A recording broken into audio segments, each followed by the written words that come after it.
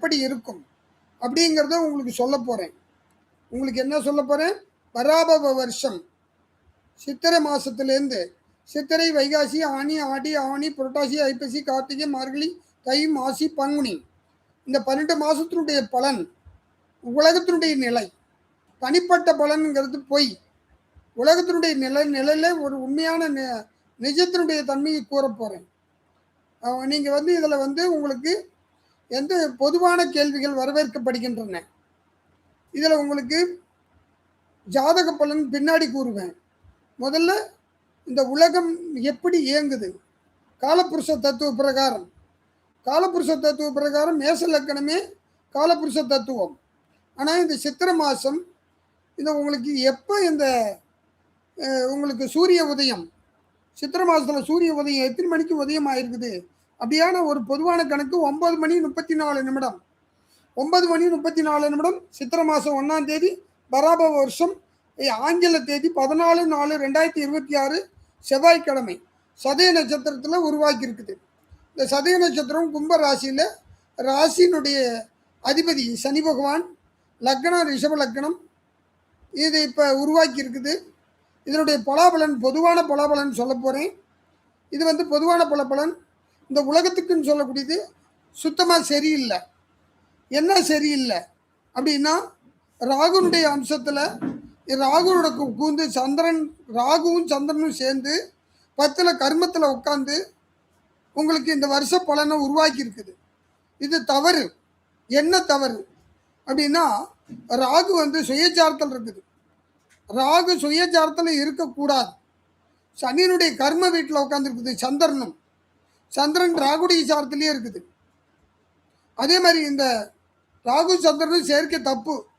இந்த ஜாதகத்துக்கு இந்த காலகட்டத்துக்கு இன்னைக்கு பாதகாதிபதினு சொல்லக்கூடிய சனி லாபத்தில் உட்கார்ந்து இருக்கிறார்.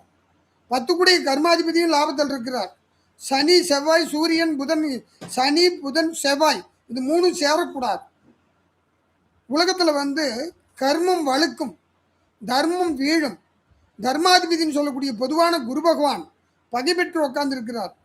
சனி பகவான் பாதகாதிபதி, 10 கூடையவனும் 9க்கும் 10 கூடையவன் கர்மாதிபதியும் தர்மாதிபதி. பொதுவாக அந்த 11ல் போய் சனி உட்கார்ந்துருக்கிறார். சனி சுயச்சாரத்தில் உட்கார்ந்துருக்கிறார் பாதகாதிபதி. கர்மம் நிகழும். இந்த உலகத்தில் அதிகமாக மரணம் நிகழும், அபாயம் அதிகமாகும். ஆமாம், கெட்டதெல்லாம் அதிகமாக நடக்கும். ஆமாம், இது உண்மை. இது உங்களுக்கு சர்வசாதாரணமாக தெரியும். இந்த உலகத்தினுடைய பொதுவான இந்த காலகட்டம் ரிஷபலக்கணத்தில் உதயமாக இருக்குது. இந்த காலகட்டம், இந்த வருஷம் ரிஷபலக்கணத்தில் தான். லக்னாதிபதினு சொல்லக்கூடிய சுக்கரனும் 12ல் விரயத்தில் இருக்கிறார். சுகாதிபதி உச்சம் பெற்று விரயத்தில் இருக்கிறார். இது தவறான காலகட்டம். காலங்கள் மாறும், காலங்கள் மாறும். காலத்தில் சில அழிவுகள் ஏற்படும். இந்த வருஷம் நிச்சயமாக சரியில்லை. பொதுவான பலன் இந்த உலகத்துக்கு சரியில்லை. ராகு சுயச்சாரத்தில் உட்காந்துருக்கிறார். சதய நட்சத்திரத்தில் ராகுடைய சாரத்திலேயே சந்திரனும் சேர்ந்து உட்காந்துருக்குது. கர்மஸ்தானத்தில் தனாதிபதி நீச்சம், பூர்வ புண்ணியாதிபதி நீச்சம். பாவம் வழுக்குது. பாவம் அதிகமாக செய்ய போகிறாங்க. பாவத்துக்கு கர்மமே பலன். கர்மம்னா மரணம். இந்த உலகத்தில் அதிகமாக கர்மம் சம்பவிக்கும், மரணம் சம்பவிக்கும். அதனால் உறுதியாக இந்த காலகட்டம் நல்லது அல்ல இந்த ஒரு வருஷத்துக்கு. ஆமாம், இது என்னால் ஒன்றும் பண்ண முடியாது. இறைவன் இது விதிக்கப்பட்டது, கர்ம வினை.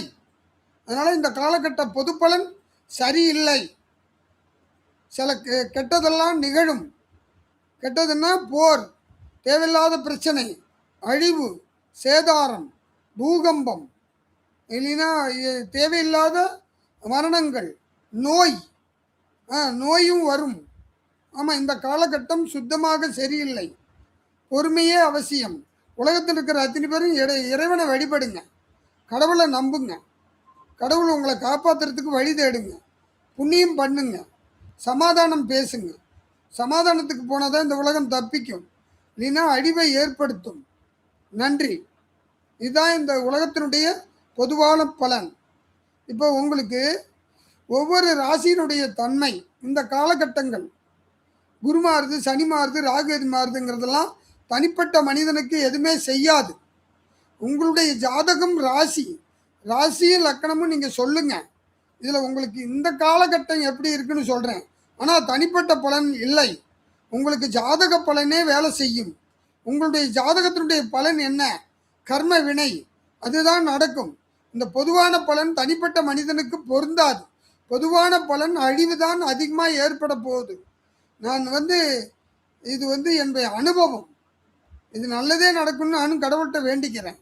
ஆனால் இது கர்ம வினை. நான் இப்போ 2019 2020 பலனை சொன்னேன். ஆமாம், 2020 பலனை சொன்னேன். மறுபடியும் இப்போ தான் வருஷ பலனே சொல்கிறேன். நான் இது வரைக்கும் வருஷ பலன் சொல்லவே இல்லை. 2021 சொல்ல, 2022 சொல்ல, 2023, 2024, 2025 வரைக்கும் நான் சொல்லவே இல்லை.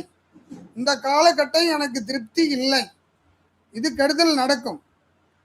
உங்களுடைய ஜாதகத்தை அனுப்பி உங்களுக்கு பொதுவான பலன் கேட்டால் சொல்லுவேன். ஆனால் அந்த பலன் 100க்கு 100% வேலை செய்யாது. 100க்கு 50% கூட வேலை செய்யாது. ஏன்னா இது பொது பலன், பொதுவான பலன். எந்த குரு மாறியும் சனி மாறியும் ராகு எது மாறுது, வருஷம் மாறுது. உங்களுக்கு என்ன மாறுனுச்சு? உங்களுக்கு ஒன்றும் மாறல. நீங்கள் உங்களுடைய கர்ம வினை பிரகாரம் நீங்கள் கஷ்டப்பட்டு தான் வாழ்கிறீங்க. என்னை பொறுத்த வரைக்கும் அதுதான் உண்மை. என்னுடைய அனுபவத்தில் அதுதான் உண்மை.